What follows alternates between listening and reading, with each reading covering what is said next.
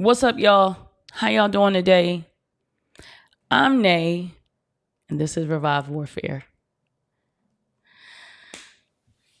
If you're new, welcome. This is a platform where we learn the art of war in every area of our lives.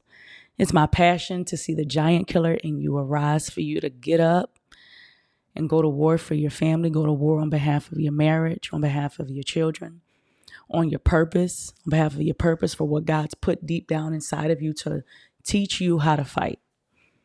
That's the whole purpose and mission behind Revived Warfare.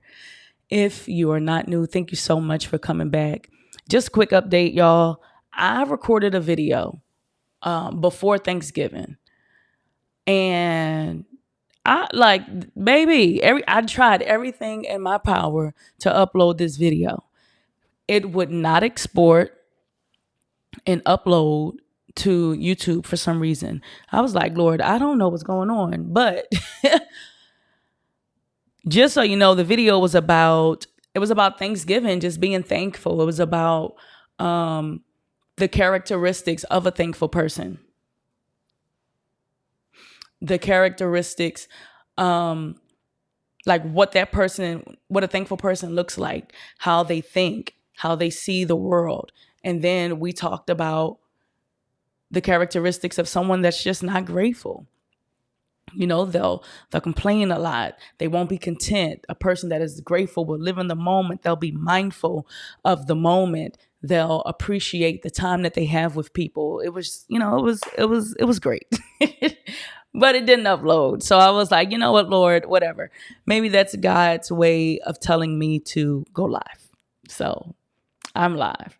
And then what I'll do, if it lets me, is I'll edit this video to take out all of the spaces and things like that and upload the edited version if it lets me. And if it doesn't, I'll just keep the live up. But if you would go ahead and share this video and invite others to watch along with us. It's not going to be a long video at all. Less than 10 minutes for sure is what I'm thinking. Unless the Lord deposits something in me right here, right now. Yeah, that's what we're doing. So check out my hair. You see my hair? I'm not relaxed. My husband thought, he was like, did you relax your hair? I was like, no. What I did was last night, I called myself giving myself a silk press, but it wasn't silky at all. So that means I'm going to have to go and actually get a silk press. So what I did was I just put my hair in a ponytail, but she's growing, y'all. Like, that's all me. That's all me. That's not even here. But it's a whole ponytail back there. So today I feel like what God has given me and with what I'm dealing with and going through, the journey God has me on right now, I just feel like he's saying to lean into what he's doing. So the title of today's episode is to lean into what God is doing. And I know that God is doing something with everybody. And he's doing something different in everybody. Like, I was talking to my girl the other day, and her path right now, although it's similar in some ways to mine, it's completely different. And that's okay. Because sometimes God wants to get us by ourselves, deposit into us what it is that he's wanting to deposit in us for this season. And then once he's deposited, it's taken root and it begins to grow. He'll then allow us to minister out from that. But if we don't lean into what he's doing, we'll try to pour out from an empty vessel. And it's like, then we'll just be working purely off of gifts and off of talent. And I would much rather flow and operate off of the anointing of the Holy Spirit. You know what I'm saying? So lean into whatever it is God is doing, what he is wanting you to learn, what he's wanting you to study, what he's wanting you to engage in this season. Lean into that. And see, for me, because I feel like God is doing so much and wanting and requiring so much from me in this season. Because yesterday, Like I received instruction from God, and I know what I need to do and what I need to be doing. But yesterday it was so kind of like all over the place. I want to make sure. Okay. It was kind of all over the place because what God is requiring from me in this season is more than just praying, and it's more than just reading my Bible. He's requiring deep, deep study. And different people study different ways. But for me, when I'm studying something, I'm a note taker. So in order for me to get it, in order for me to register, I have to read it, then write it down. I'm not the type of learner that can listen. Like for instance, my husband, if he listens to whatever, he can basically tell you word for word everything he just heard. I don't operate like that. I'm like, slow it down. What you say? Okay. I got to take notes because I'm such a visual person. I need to see it. And so like God has given me instruction, and I'm like, okay, that requires me slowing down, turning off the television, turning off social media, not scrolling, getting out my pen and my pad and my textbook, my Bible, and actually doing the work. Not only does it require me doing all of that, because I'm such a visual person, my space has to be clean. So I need to have on the TV. This is funny because I know not everybody is like this, but I have to have on the TV a beautiful, beautiful ambiance, right? Whether it's a fireplace, whether it is just something relaxing. And then the volume on it has to be like I have to barely hear it. And then the space that I'm in has to be clean. Otherwise, my brain cannot focus enough to study. And so I'm like, so yesterday was a struggle because I'm like, Lord, I know what you want me to do, but it's just not that easy. And God, and I thank God for grace because he understands, but he also needs us to, he understands, but he need us to understand, like, I'm requiring this of you. So you need to know yourself. So like for me, just like I prepare to go to the gym every morning, I get my stuff out every night. I make sure my hair is good enough to where it doesn't take long for me to do in the morning, so that it literally only takes 20 to 25 minutes to get ready so that I can head out and go to the gym. And so just like I prepare for that, God is like, okay, this is what I'm requiring of you. I need you to prepare. Because my goal for the year, the end of this year, the last 26 days is to finish the year strong. To finish the year like where everybody else is just chilling and relaxing and waiting for the new year to get started. I'm like, nah, I still got goals. I still got things that I want to do, that I want to complete. When it comes to fitness, when it comes to me being a wife and a mama, and just in every area of my life. And God's like, don't neglect me. Don't neglect the spirit side of things.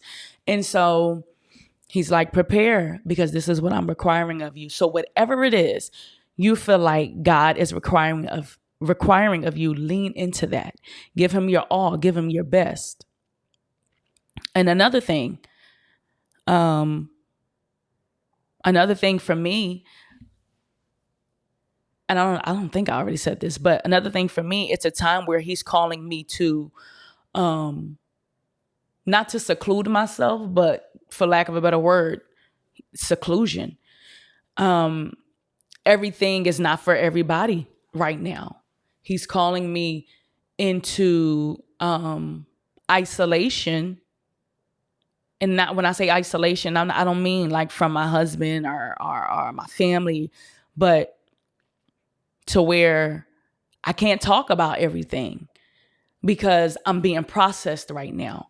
And when you would just think about a photograph, like old school, back in the 90s, I used to buy the little, what's it called?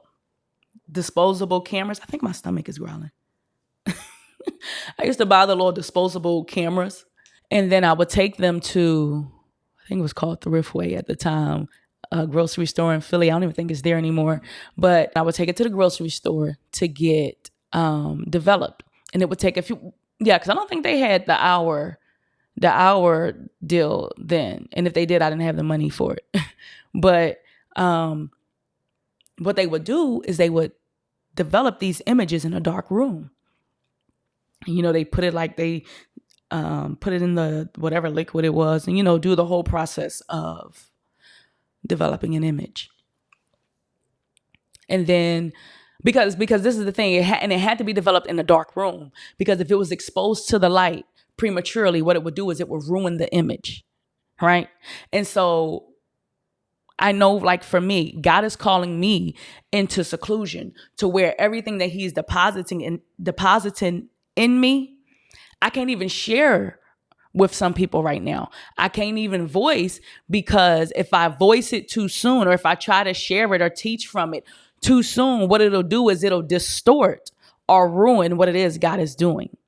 And so even for you, lean into what God is doing, but also ask God for discernment with if you should even be sharing. Like, a lot of times we just talk too much and we want to share everything. And God is like, shut up.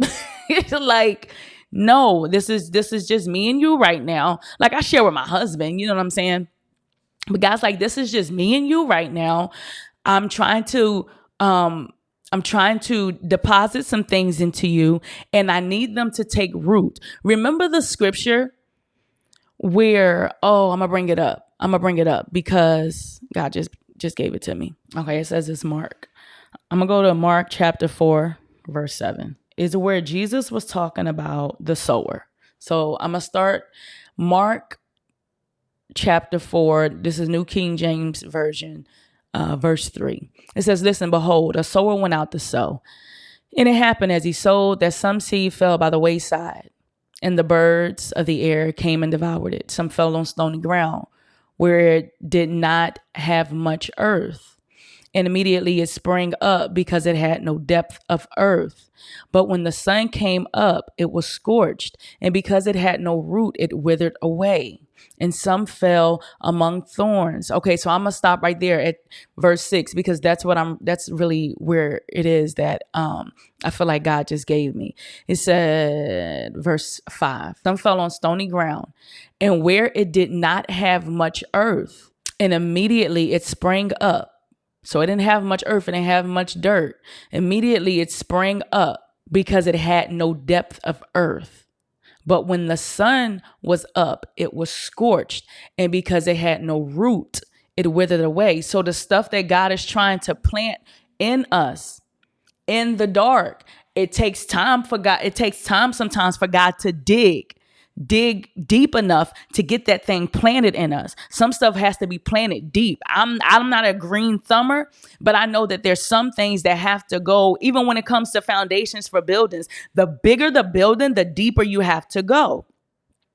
So the bigger the thing God is depositing in you, the deeper God has to go, the deeper God has to put that thing, the deeper God has to plant that thing in you, right? But if you're so excited about it and you're trying to share it with everybody, you haven't even given God time to put it in you good enough for it to even take root.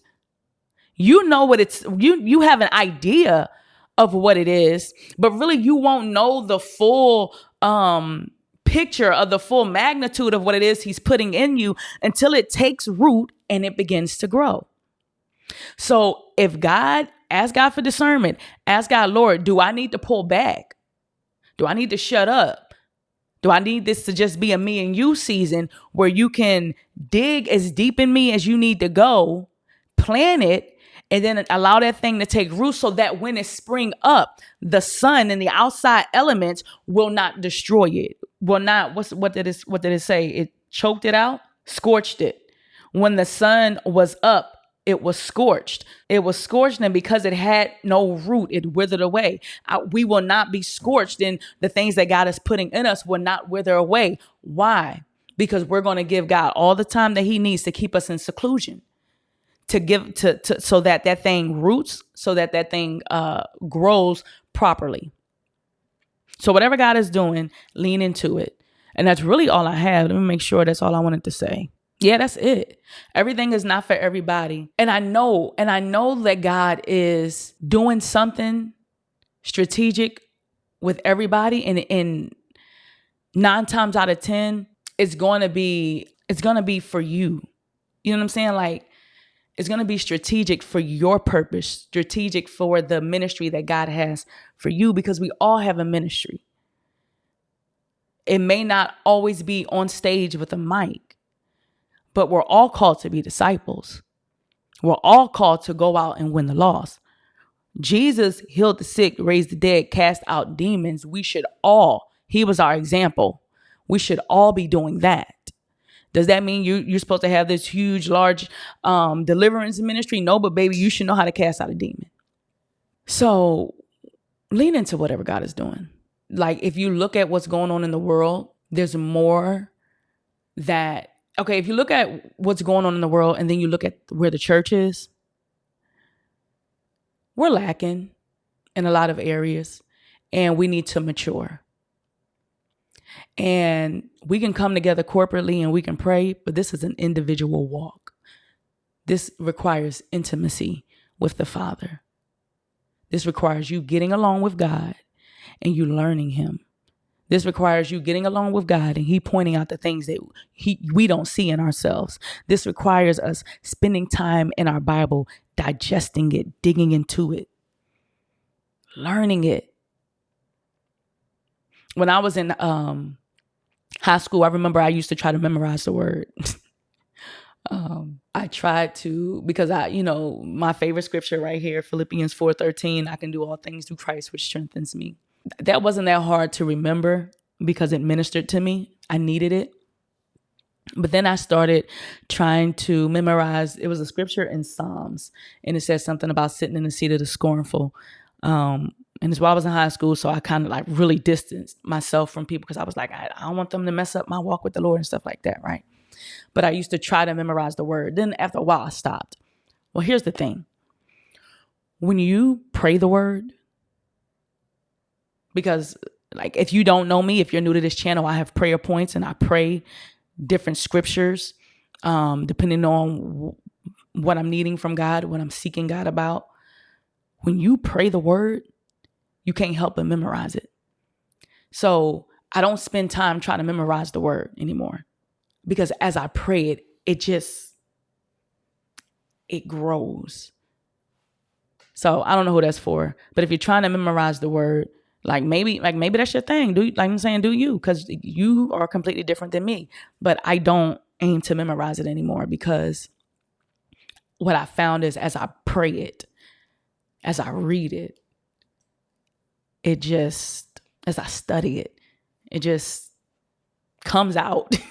It just comes out. And I'll be like, dang it, I know my Bible, huh? I didn't even realize I knew my Bible as much as I know it. But when it begins to come out, as you begin to talk, as you begin to speak, as you begin to have conversations and you begin to have relationships where your speech is Bible, you'll realize how much of the word you actually know. That's why it's important to have godly relationships, godly friendships, because iron sharpens iron. Those people will help you grow. Those people will help you grow in your knowledge of the word. I'm going to be back here. What's today? Thursday. I just might go live Sunday because I have a new fitness channel. I ain't telling y'all. If you find it, it wasn't meant for you to find. If you don't, it's all good. I do have a fitness channel, and I'll be going live Sunday on my fitness channel. So because my makeup and stuff's probably going to already be done, I'll probably just come live on here as well. But y'all had the most amazing day. Lean into whatever it is you feel like God is doing and God is saying to you. Be obedient. Finish this year strong, but finish it obedient to what God is telling you to do, okay? All right. Have the most amazing day.